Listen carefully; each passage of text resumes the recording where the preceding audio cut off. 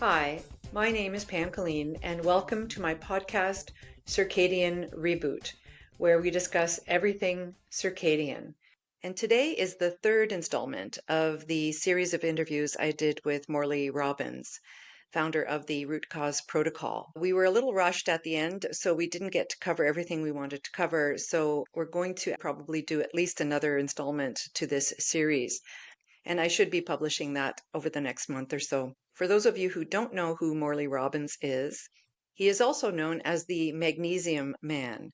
He is a leading researcher and educator in mineral metabolism with a special focus on the profound role of magnesium, copper, and iron balance in chronic illness.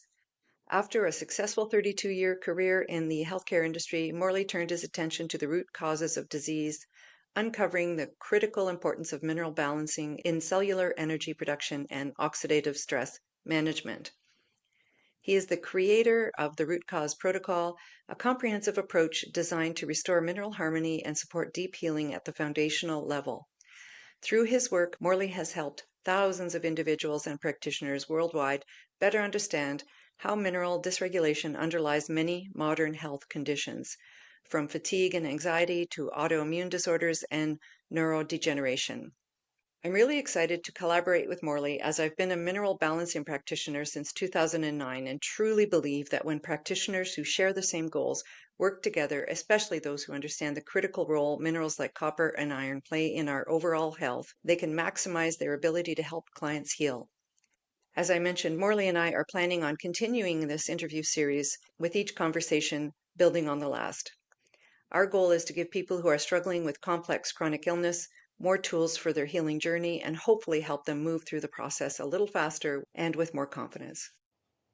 Morley Robbins, thank you so much for joining me in podcast number 3 of our series. And I want to start off today by telling you kind of a funny story. I did a little 90-second reel featuring you in one of our interviews, and it was actually censored on TikTok.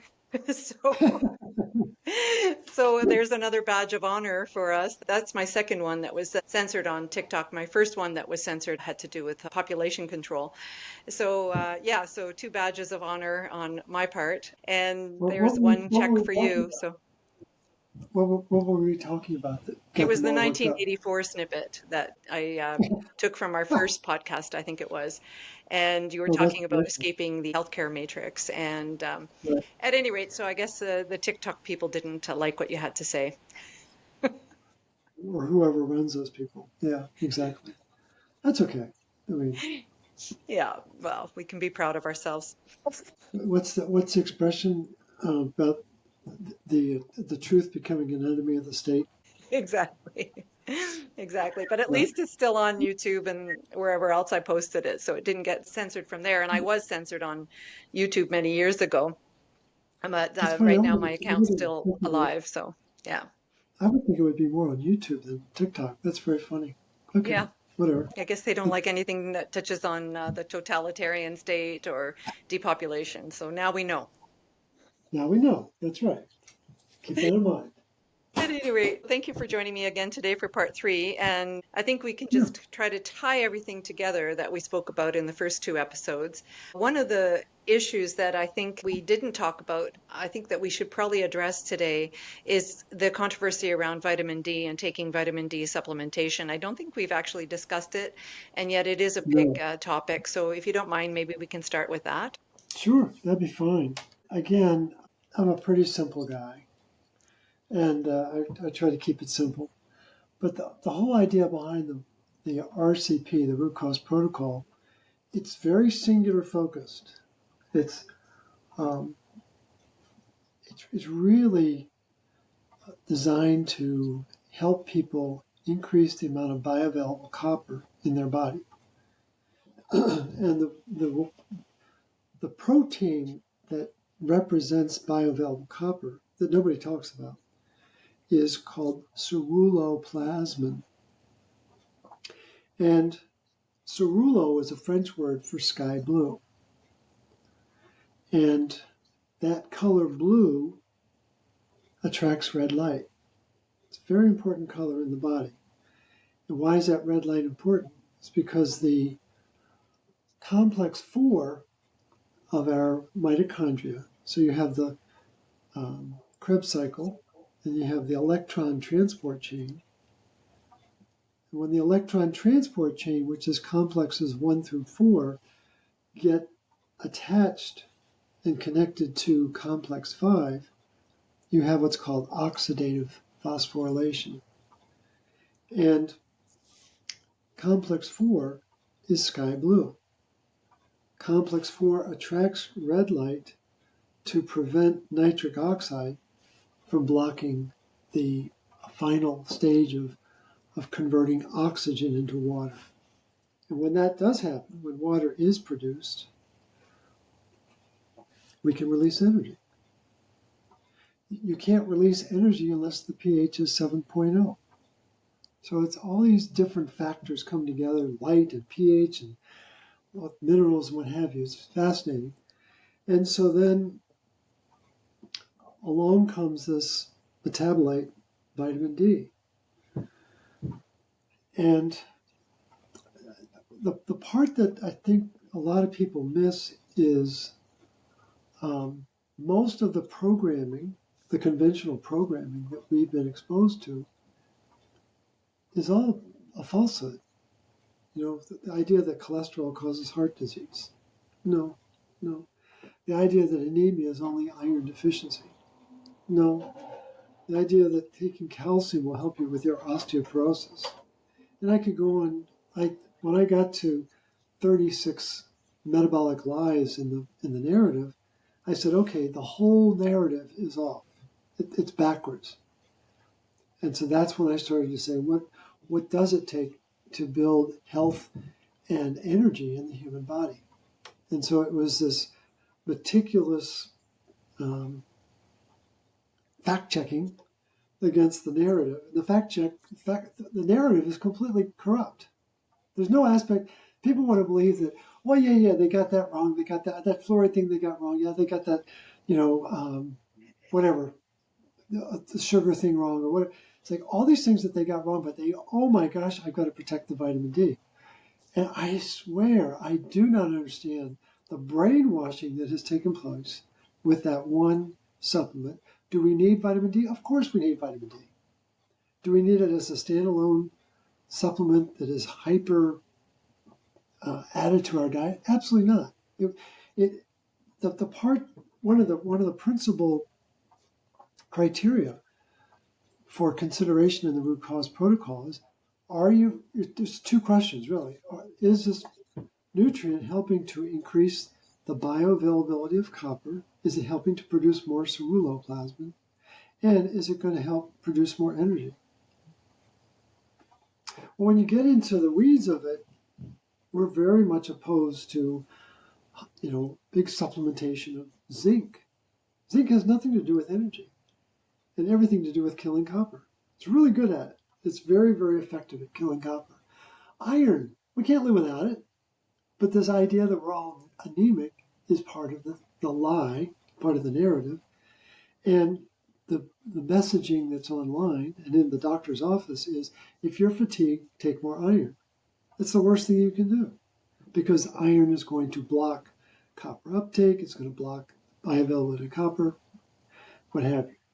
Then we get to retinol.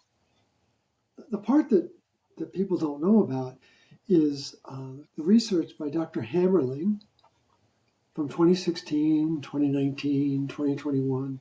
Guy's a genius. But what he pointed out in 2016 is that there's something inside our mitochondria. This gets very technical. It's like people want to know, but they don't want to know too much. They're like, well, that's uncomfortable because I've never heard that before. But it's like, get over it. It's what retinol is a part of is something called the signalosome, like signal, ozome, S-O-M-E. And it's a quadrant. It's a rectangle that hangs between complex 3 and complex 4. And it's regulating the movement of electrons from complex 3 to complex 4 so that we can make water, so we can release energy. And one of the most important parts of the signalosome is the retinol molecule. And look it up. It's a really cool looking molecule. It's like a dinosaur. It's got this razorback, series of carbons, and the electrons flow down those carbons to go from complex 3 to complex 4 to ensure that there's adequate electron flow into complex 4. So oxygen that's being held and worked with in complex 4 becomes water. So O2, you had 4 electrons, you had 4 hydrogen protons, and voila, you get 2 molecules of water. It's a miracle. I think it's the most important chemical reaction on the planet, and apparently it's not taught anywhere, at least outside of the root cause protocol. And why is this so important? Well, what Dr. Hammerling figured out is that if you don't have retinol, you're going to get cancer. The lack of retinol at that point in the mitochondria is what's called the Warburg effect. And people have heard of that phrase, but they don't know what it means. Otto Warburg was obviously a very gifted scientist and clinician from the 1930s up until his death in the 1980s. And the only reason why Hitler kept him on board was because he was convinced he was going to be able to cure cancer. Because most people don't know this. Both of Hitler's parents died of cancer. He was terrified he was going to get cancer and die. And so he kept Warburg around as his insurance policy. Wow. And what's fascinating is that Warburg gets nominated 52 times for a Nobel Prize. 52 times. He got 1. Why did he only get 1? Because Hitler said 1 was enough. He said, be grateful. You're a German Jew. You shouldn't even be alive. I mean, it's amazing stuff. The history behind this is amazing. But in any event, back to your question, what's wrong with this vitamin D thing?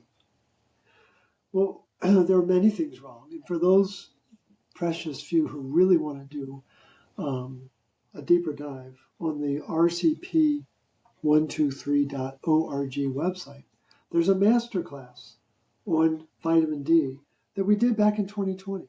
So it's, oh my gosh, it's almost 5 years old now, because it was November of 2020. It was around my birthday. And it was sharing about 12 to 15 different studies that no one ever knows about with the downside of vitamin D, of which there are many downsides. And everything that you think about vitamin D being faster than a speeding bullet, more powerful than a locomotive, is based on biased research that is based on correlation, not on causation. Like, you don't want to hear that. Oh, that doesn't, that. My doctor, though, But the thing is, it's a very simple mechanism in our gut that takes up vitamin A and vitamin D. And it's binary. Either it's going to take A or D. It can't take both. And so when you're flooding your body with thousands of IUs of hormone D, it's not a vitamin, it's a hormone. When you're flooding the body with hormone D, it shuts down retinol uptake, which then leads to the what? Oh yeah, the Warburg effect. Now the Warburg effect was actually coined, it was actually after Dr. Warburg's death, the concept of the Warburg effect. But he had studied it very carefully in the 30s and 40s and 50s. But he didn't put his name on it.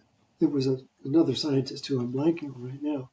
But the fact of the matter is, when was vitamin A deficiency first identified as the cause, not correlated, the cause of cancer? What year was it? 1925. Montrose T. Burroughs, celebrated graduate of Johns Hopkins University Medical School in 1909, working at the Rockefeller Institute. Your sphincter should be tightening up right about now. Very smart guy. And he realizes, oh my gosh, if you withhold retinol, you're going to get cancer. And so he followed up that article in 1925 with 4 articles in 1926. Wow. Maybe he knew a thing or two. And then one of the most contested Nobel Prizes was in 1926. And it was between Otto Warburg and I'm blanking on the one who actually received the award.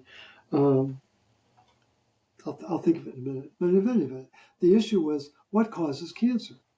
Is it a virus or is it a metabolic problem? And Warburg was very clear it's a metabolic problem. And oh my gosh, I'm so embarrassed I can't think of his name. In any event, he ends up getting the Nobel Prize in 1927, a year after they debated it for almost a year. And he gets the Nobel Prize for his viral theory of cancer. So it was a century ago, folks. And the individual I was trying to think of was Johannes Fibiger. Johannes Fibiger. Fibiger. Johannes Fibiger. Again, that goes back to the Warburg part of this discussion. So thank you for finding his name. But the point is, you've got Montrose T. Burroughs, 1925. 4 articles, Montrose T. Burroughs, 1926. You have this award of the 1926 Nobel going to Fibiger, but in 26 they couldn't reach a conclusion. In 27, he was awarded the Nobel Prize, much to the rage of Warburg. And then Fibiger went one step farther. This is. I mean, I get lost in the history because I think it's really important for people to understand how these decisions really evolved. So in 1927, he gets the Nobel Prize and he goes, wait a minute, maybe it isn't a virus. Maybe, in fact, it's retinol. He writes an article in 1927 that validates what Montrose T. Burroughs is saying. And within like 6 months of writing that article, he's dead. Now, did he just die naturally? Well, I don't know. He was born in 67, so he was 33. He was in his late 50s when he died, that's pretty young, to be honest. But the point is, a lot of confusion about this cancer thing, its relationship to parasites, its relationship to vitamin A, and not many people know that. In other words, thinks they're really hip because they know about ivermectin and whatever. Fenbendazole. Thank you. Fenben, yeah. Fenben. And it's old news, folks. It's very old news. I mean, Hulda Clark knew it was parasites. Everyone, and here's the part you don't know about. Maybe you don't. I shouldn't be so presumptuous. Most people don't know that when you have parasites in your body, it's a clinical sign of copper deficiency. And when you have copper deficiency, you will get parasites. That's a fact. It's not me. It's animal husbandry has known this for centuries. The animal isn't hanging right, isn't doing right, has signs of parasites. I remember visiting the islands years ago, and I forget which island I was on, but obviously it's a warmer climate. People are probably more prone to parasites, and they said it's part of their culture to do a parasite cleanse at least once a year. Oh, that's exactly right. But the thing is, people don't realize how central copper is to our physiology on 100 different levels. And all we're told is it's toxic. We cannot exist on this planet with the oxygen that's on this planet, with the iron that's on this planet, with all the pathogens that are on this planet if we didn't have copper. It's like, oh, wow. It's like, how do you say it so that people will hear you? I love how you summarize it in that we're really supposed to be creating energy, not exhaust. Right? Right. And so I'd say for most people who are listening to this, they know what low energy feels like. And so they've been exploring the avenue around the root cause protocol and studying the effects of copper and iron. So they know what it feels like to have low energy. And this idea that we're producing too much exhaust instead of energy is why we're so tired. And Exactly. so it's a very simple summary of what it is that you do. Yeah, it's just so central. People just need to be a little bit more curious. See, what the thing is, if people were more curious, they would be more furious. If they just knew, if they could scratch the surface of the narrative and come to find out, wow, this copper thing is really, really important. What? No one's talking about it? Wait a minute, that makes me really mad. And they're not having that reaction. Okay, back to your question. So they know that we need vitamin D because it's going to help my immune system. Well, yeah, but there's a difference between suppressing an immune system, which is what hormone D does, and downregulating an immune system, which is what hormone A does. Again, why they refer to these metabolites as vitamins is violently misleading because they're very powerful. And retinol, which becomes retinoic acid, and there's four different retinoic acids. There's all trans, 11 cis, 13 cis, and 9 cis. They're very, very powerful chemicals. And then it can be further broken down into what are called nuclear receptors. And again, all of this knowledge about retinol is completely lost because everyone's so preoccupied with vitamin D. And I refer to it as dementia. Dementia. They can't process anything but I need more D, I need more D, I need more D. And what we were able to prove back in the early days of the magnesium advocacy group is that as you focus on copper, as you focus on lowering your iron footprint, as you focus on increasing your magnesium footprint, the hormone D will always go up. You can do it naturally. You don't need this forced infusion of thousands of IUs, which it's nothing natural about it. And the cornerstone of that thinking was that, and this is beautifully profiled in an article about vitamin D and inflammation. The lead author's name is Meg Mangin, Mangin. She's a nurse, but she's brilliant. And what she points out in the article is that when you have inflammation, your vitamin D will be low. But taking vitamin D is not going to reverse the inflammation. The question that no one's asking is, why do I have inflammation? Well, the biggest trigger for inflammation is too much iron and the inability to recycle it, which is a copper-dependent function.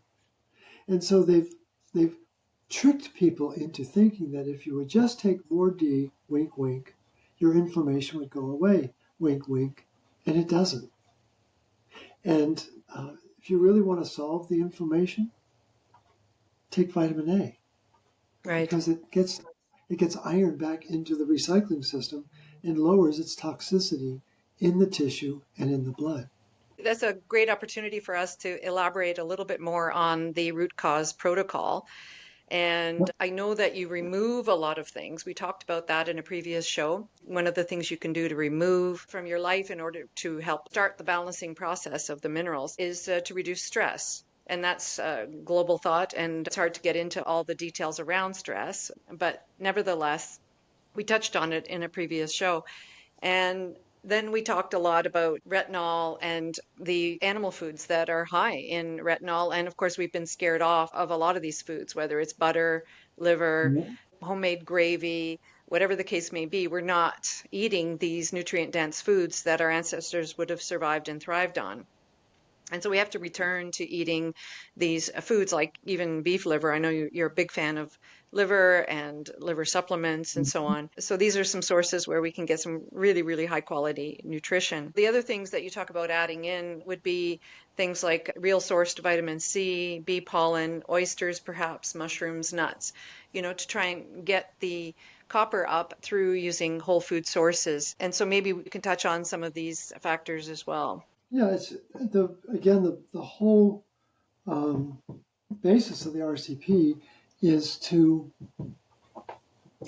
again, lower the nutrients that are irritants to, or inhibitors to making ceruloplasmin. And the whole goal, so there's stops. When it first started, when the RCP first started, probably 2012, maybe 2013, the whole goal of the root cause protocol is to try to simplify. Again, that's the motto. The Marine Corps, simplify, RCP, simplify. And I think at times it unnerves people because they're like, wait a minute, this is too simple. I really think people are put off by the simplicity of it.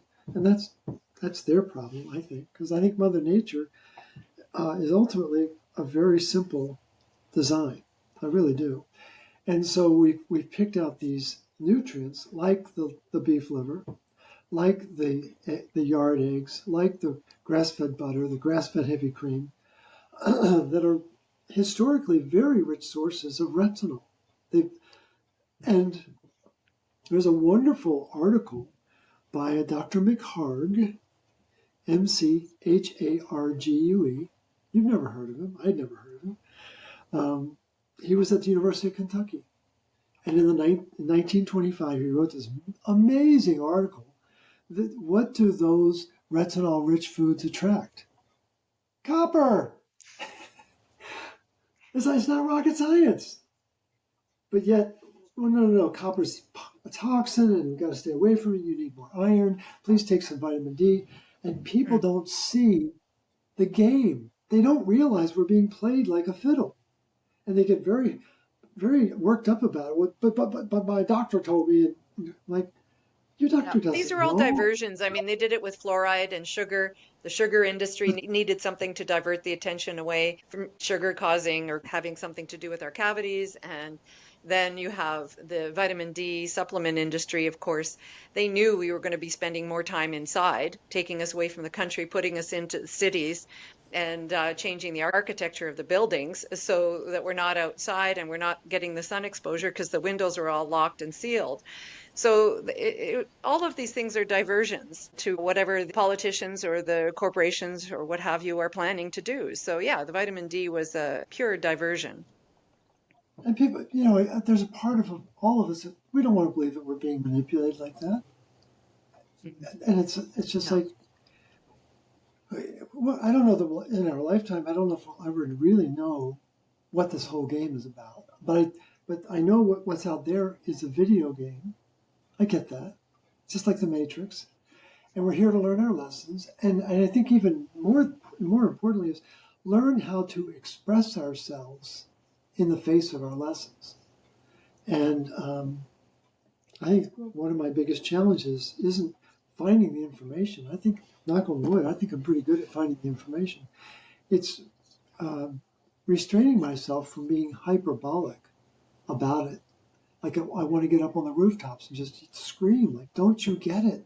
And what I learned from my oldest son is he said, Dad, I didn't hear you in the beginning. You were too passionate.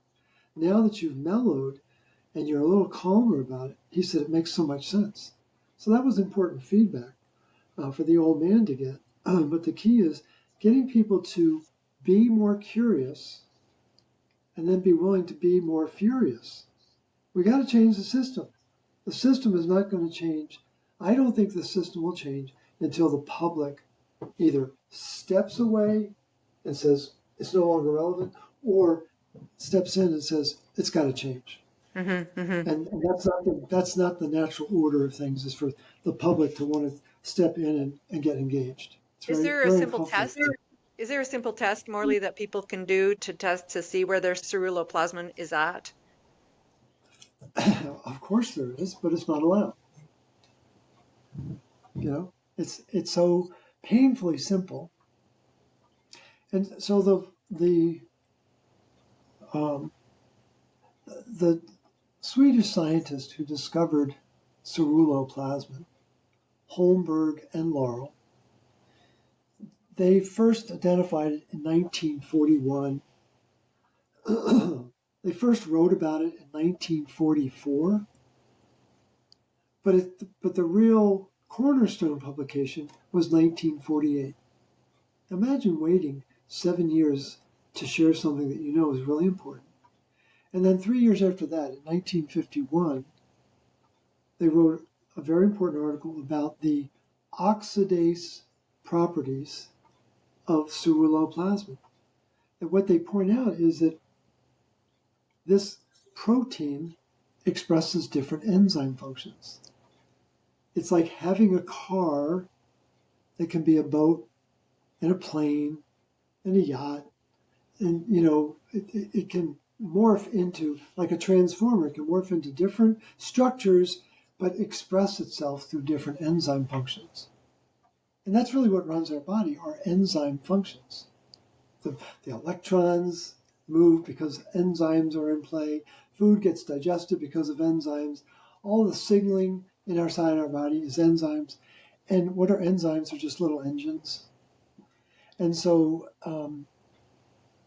the key is that this master antioxidant protein expresses different antioxidant enzyme activity.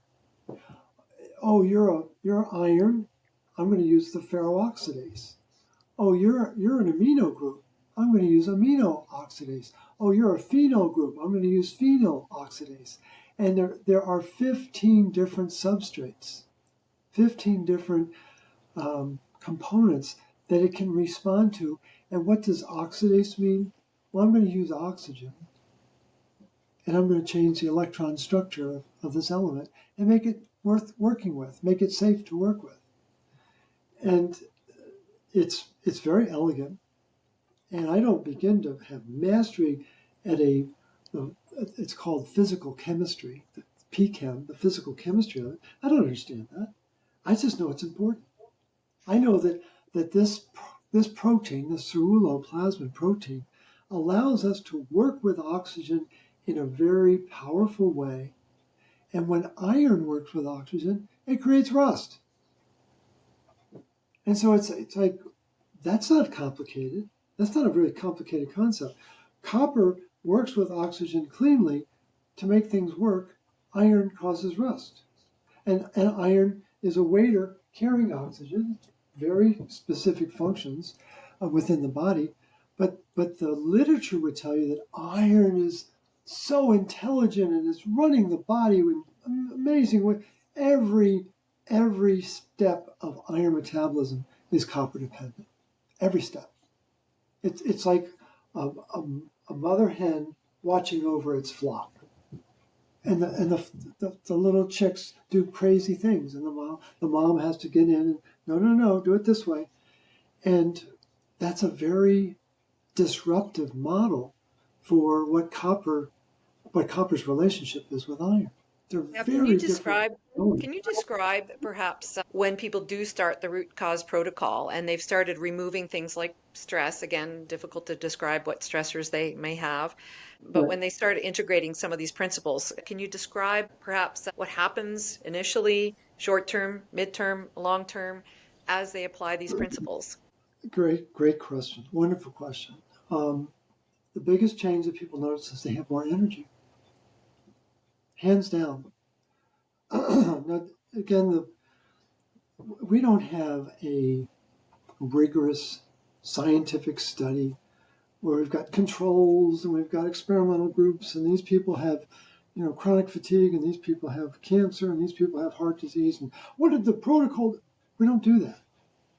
This protocol exists to democratize healing, put the individual back in control, get it away from the priests, and just allow people to see how they feel when they're bringing basic natural nutrients back into their body.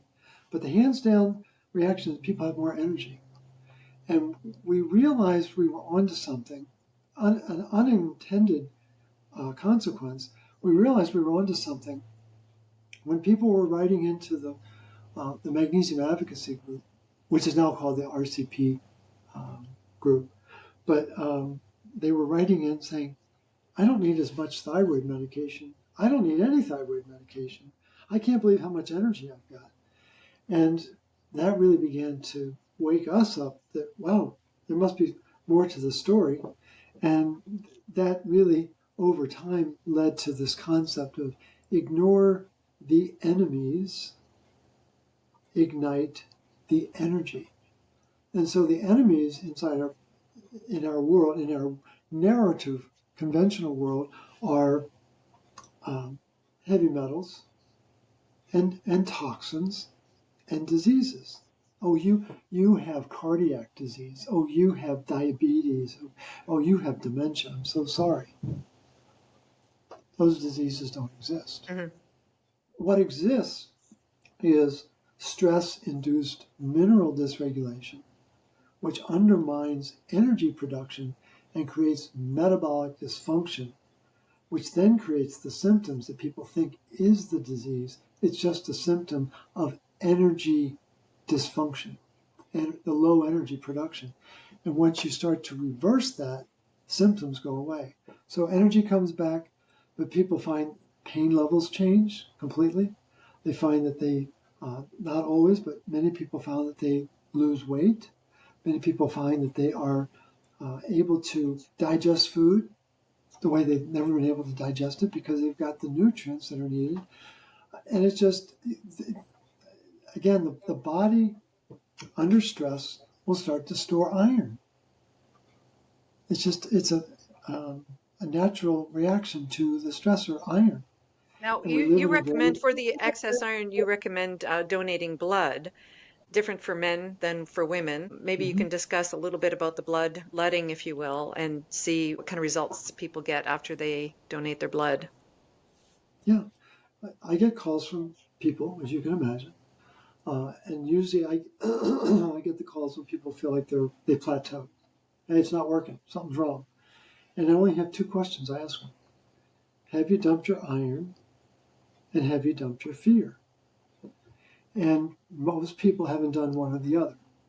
And what you need to understand about fear, got to spell it right, Fe-AR.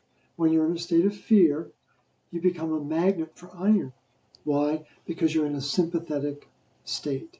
And once you're in a sympathetic state, you just are absorbing iron because adrenaline and cortisol have taken over your metabolism. And we can go into why in subsequent conversations. But the point is, you become a magnet, and then you've got to dump that iron. And the most important thing for people to realize is that there is no mechanism, there is no enzyme pathway, there is no hormone to get rid of excess iron. We are, as we age, we are a magnet for iron.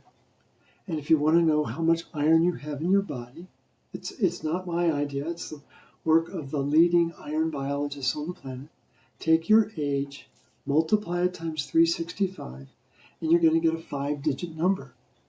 And it's going to be a multiple of 3 or 4 times what you think you have in your body. Because the literature would tell you, oh, you should have about 4,000 milligrams of iron if you're a woman, maybe 5,000 if you're a man.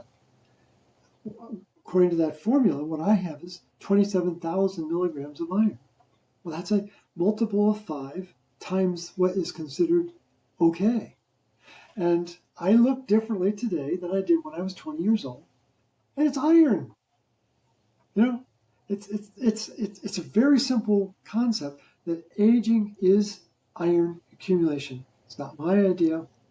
It's the work of people like Denham Harmon, world-renowned physician who was a PhD industrial engineer who became a physician, trained at Stanford. And then the work of David Kalia and Bruce Ames at Berkeley found out that, wow, there's 10 times more iron in an aging senescent cell than there is in a young cell next to it. 10 times more iron.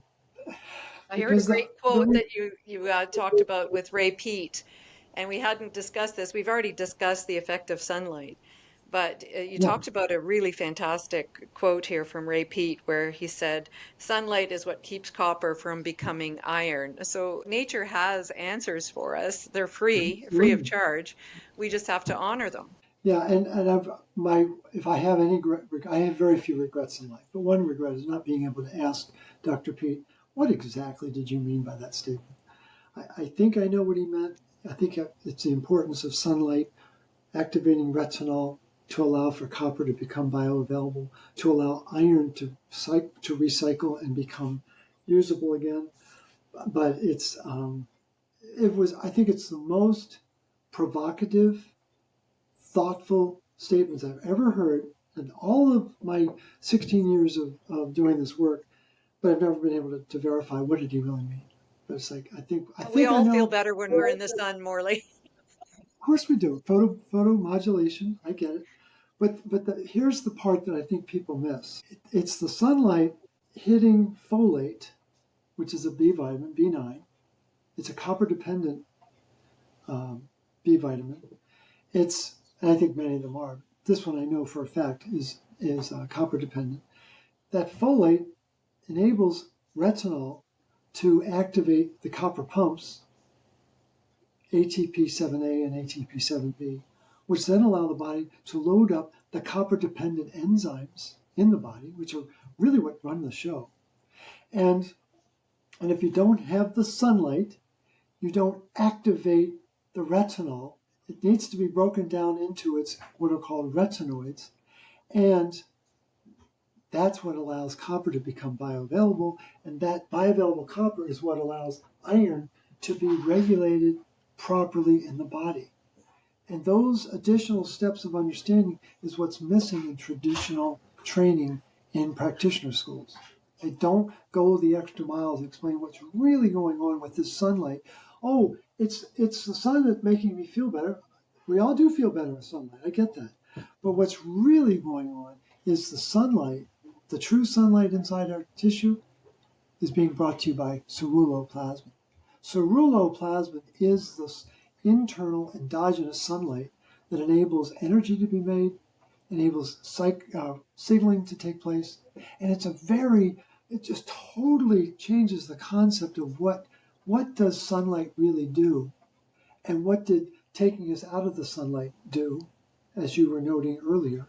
And I think we just have to realize that I don't believe our maker or Mother Nature would leave us hanging. I think what we're seeking to do with the root cause protocol is get back to the original factory settings. How did the body sustain itself in challenging times? In the winter, picture being up in Europe, in Northern Europe during the winter when there is no sunshine to speak of. I think there's just this mysterious majesty to our design of our body that has been lost in the modern world. So It has, absolutely. We have to wind down. I know that you have another commitment, and we're going to have a shorter segment today. But before we finish up here, is there something around the testing that we should share with our listeners here today? well, testing is ever challenging.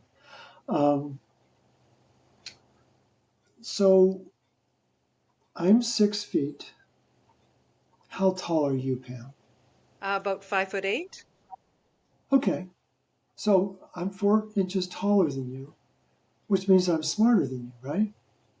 No, it doesn't mean that at all. Height has no bearing on intelligence. So the testing that you can do for bioavailable copper isn't just the serum copper level. You need to look at a whole bunch of factors. And we have something called the Full Monty Iron Panel that has 12 different factors. But one of the key factors is serum ceruloplasmin, and that's the protein, that's the master antioxidant protein, that should be about 30 units inside our body. And copper should be about 100 units inside our blood. And again, these are not my numbers. These are like Stern, Lieb, and Scheinberg, famous, they were originally at Harvard, hematologists that ended up at Einstein Medical Center. And they did a lot of research in the 60s around what are the right numbers for copper and ceruloplasmin. What's really fascinating about their research, they're professors at Harvard, right? Harvard's up in Cambridge, Massachusetts. where they do the research? At a Bell Laboratories in upstate New York. Why were they researching human copper metabolism in a phone factory? I find it just utterly entertaining that they're doing this research and came up with these definitive numbers about what the number should be. But what the ceruloplasmin number tells you, it's serum ceruloplasmin. It'll tell you the level of ceruloplasmin in your blood. It's equivalent to your height. And that's useful to know. And then it's useful to know the ratio of copper to ceruloplasmin. Ideally, 100 units of copper, 30 units of ceruloplasmin. The ratio is 3.33. And what I've done is I've made this assertion that the number is logarithmic, just like an earthquake is logarithmic. And so when that number isn't at 3.33, either below it or above it, it's a seismic difference. It has a multiplier effect inside our body. But the part that is entirely missing in the testing is what is the activity, not the level, what is the activity of the ceruloplasmin enzymes? And activity is another way of referring to intelligence, IQ. And so here in the States and most of the world, it is against the law for a commercial lab to allow someone from the public to find out their IQ level for their ceruloplasmin. It is, I think, it's a crime against humanity, to be honest. It's way more offensive than 1984. Because what it reveals is, here's a test. It's a $4 test, Pam. Wow. It's a $4 test that would tell you like that. Most people know what their miles per gallon are in their car. And that, I think the equivalency in our body would be, what's our magnesium burn rate? How quickly am I burning through magnesium? Not that there's a test per se, but you just know by how you feel, the symptoms you're experiencing, whether you're churning through magnesium fast or slow, and more stress, more magnesium loss. But the other side of it is, we know our miles per gallon. Most of us know the horsepower of our car. Is it 200? Is it 250? Is it 300? Is it 450? I've had friends in the past who had really powerful cars. They knew exactly how much horsepower they could put out. Or a lot of people do know their IQ, or they're within striking distance of their IQ. Call me crazy, but if I was king for a day and I could rule the planet, I'd want to know what's your IQ, what's your ferroxidase enzyme expression, and what's your weight. Are you within some norm of your weight? Because it tells me how productive you're going to be. And it's not to use it against people.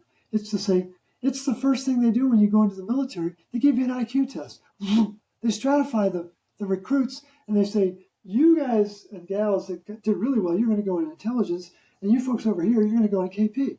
No offense, but that's what we're going to take advantage. And I think we should do the exact same thing with ferroxidase and all these other oxidase enzymes. You guys over there, we're going to make you athletes.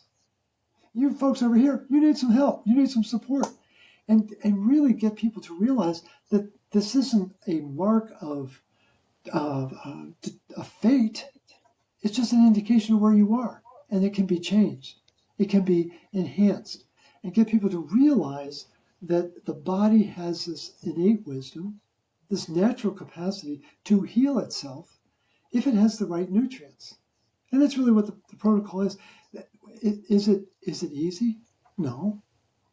Is it overwhelming? No. But if you take your time, if you commit yourself that you're going to bring yourself back into balance and just chip away at it, you're going to be pleasantly surprised with how the body responds. I've got two 86-year-old men who have completely transformed their lives. Wow. One was in full-blown dementia. He was a former professor at a college in Colorado. He couldn't remember the punchline to the jokes that he used to love to tell. 11 weeks into the protocol, boom, the director of the nursing home called his granddaughter, who had taken my training. She says, "What's in this protocol?" And she said, "Well, why? Is there a problem?" And they said, "No, your grandfather Chester's remembering his punchlines again." 11 weeks. And this guy, his name is Paul, very funny guy. And he was dealing with muscle aches and insomnia and memory issues. And he did the RCP, but he went one step farther. He took a lot of copper. I told him to take one capsule. He took 6 capsules. And it worked in his favor. And I said, how'd you come to that conclusion? He said, "Well, Morley, you told me 2 things. He said, you told me I was in charge, and you told me to take 1 capsule. Well, I decided to take charge and see what would happen if I took 6 capsules. I said, "Well, great. How's that working for you?" He said, "Well, all my memory issues, muscle issues, insomnia, and aches and pains have gone away." That was 12 weeks into the process. Fantastic. This isn't months, this isn't years, but the most important variable, and I think this will be a nice way to kind of punctuate our conversation. The most important variable for people to be aware of is if you have access to all the nutrients that enable you to make energy and to restore your homeostasis, do you think your body has the natural ability to make that happen? And if the person says, "Yeah, I do," they're going to get well. But there's a subset of people who have doubt, who have constant questions, who will nitpick at the truth, and they will not reach that state of homeostasis because they keep asking questions, they keep doing their research. And what I typically do with clients is put them on an internet diet for at least 30 to 60 days. Don't go to the internet. Stop researching, because what the constant researching implies is you have doubt. You don't trust your body.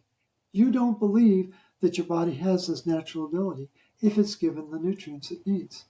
And I think it's the most insidious part of society now is this It's the constant paralysis. need. I call it the paralysis of analysis, right? Exactly. So, But people suffer from it. And they just need to embrace the fact that the food they've been eating for their whole life has corrupt. It's missing the nutrients by design. And that's a very painful thought. And the nutrients are out there. And is it perfect? No. But it's a whole lot better than we got it in the world of convention. And we just start chipping away at it and regaining our momentum and our homeostasis. So that's really what we're trying to do. and that's a perfect note to end on. Thank you so much, Morley, again, for joining me in this 3-part series. With any luck, maybe I can schedule some time with you to do another I would series love of it. podcasts, but I've taken up a Yeah. lot of your time already, so I'll give you a little bit of a break. No, it's been a delight. I've really enjoyed it, and I look forward to our ongoing conversation. I'll see what I can do maybe to set up another chat, maybe another Okay, month or so as people digest this that'd be great. information. Yeah, As I do with every show, I put your contact information below in the show notes. And so if people need to reach out to you, they can look there for resources. Let's just keep in touch. And again, thank you so much for all the wonderful work that you're doing. And thank you so much for your time. thank you so much, Pam. Appreciate it.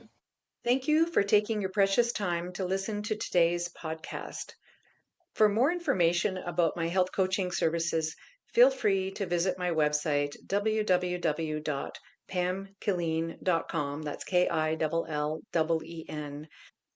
And there you'll find many articles, podcasts, and more information about my health coaching services. I'm also on Substack. And finally, to finish, here is the disclaimer. The information on this podcast is for educational purposes only and is not intended as medical advice. We are not licensed healthcare providers, and our content is not a substitute for professional medical diagnosis, advice, or treatment.